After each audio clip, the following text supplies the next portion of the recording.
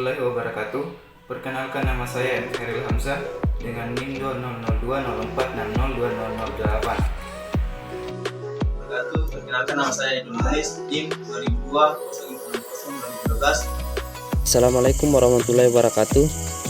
Perkenalkan, nama saya Salman Sakaria dengan NIM 20024602028.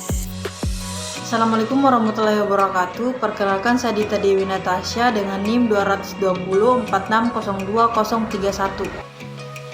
Perkenalkan, nama saya Alwan Farza Iksan dari kelompok 5 dengan NIM 2002-046-02032. Penjelasan yang saya mau bawakan yaitu tentang tegangan.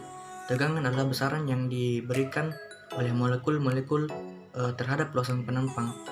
Tegangan atau potensial listrik atau disimbolkan dalam huruf V, yaitu energi listrik yang diperlukan untuk mengalirkan muatan listrik dari ujung-ujung penghantar.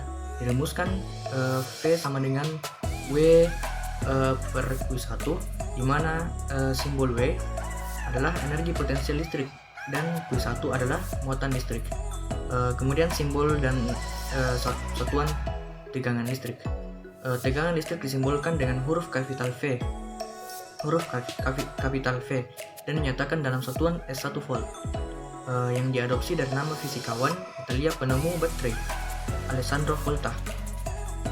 Berdasarkan jenis satuannya, tegangan listrik adalah salah satu besaran turunan. Selain itu, tegangan listrik juga termasuk ke dalam besaran skalar.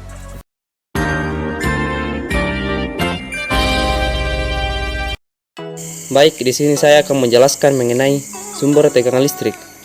Sumber tegangan listrik adalah semua yang terlibat dalam perubahan bentuk energi lain menjadi energi listrik.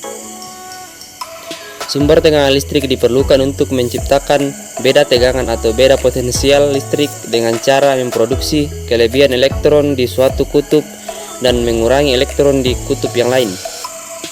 Akibatnya, aliran elektron akan terjadi dari kutub negatif ke kutub positif, dan di saat bersamaan akan mengalir pula arus listrik konvensional dari kutub positif potensial tinggi ke kutub negatif potensial rendah.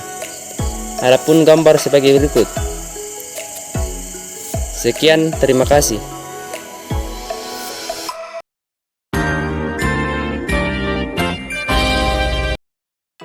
Di sini saya akan menjelaskan jenis-jenis sumber tegangan listrik. Yang pertama, sumber tegangan listrik searah atau DC. DC merupakan singkatan dari direct current, artinya arus listrik searah. Jadi, sumber tegangan listrik DC adalah sumber tegangan yang menghasilkan arus listrik searah. Yang kedua, sumber tegangan listrik bolak-balik atau AC. AC merupakan singkatan dari alternating current, artinya arus bolak-balik. Jadi, sumber tegangan listrik AC adalah sumber tegangan yang menghasilkan arus listrik bolak-balik.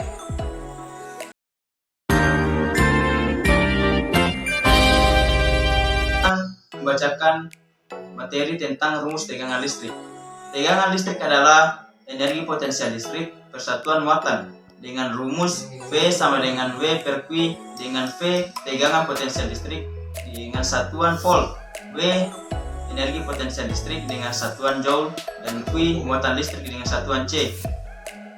Dalam suatu rangkaian tertutup, tegangan listrik berbanding lurus dengan kuat arus listrik, dan kemampuannya untuk menggerakkan listrik dipengaruhi oleh besarannya hambatan yang dirumuskan sebagai berikut, yaitu V sama dengan I kali R, dengan V tegangan potensial listrik volt dan I kuat arus listrik dengan satuan ampere, R hambatan listrik dengan satuan ohm. Selain itu, hubungannya dengan daya listrik dirumuskan dengan persamaan matematis, yaitu V sama dengan P per I, dengan V tegangan potensial listrik dengan satuan volt dan I kuat arus listrik dengan satuan ampere dan P daya listrik dengan satuan watt.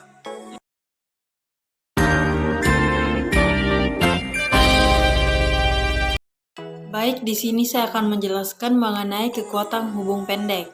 Nah, kekuatan hubung pendek itu di mana arus hubungan singkat adalah arus listrik yang dihasilkan oleh gangguan dengan mengabaikan impedansi antara titik-titik pada potensial yang berbeda dalam kondisi layanan normal. Kekuatan yang terjadi pada hubung pendek yaitu tegangan listrik yang tiba-tiba menjadi sangat besar, terus kuat arus listrik menjadi sangat besar, dan hambatan listrik menjadi besar, suhu menjadi berlebih karena arus lebih atau beban lebih yang daya tarik menjadi sangat besar. Mungkin itu penjelasan mengenai kekuatan hubung pendek.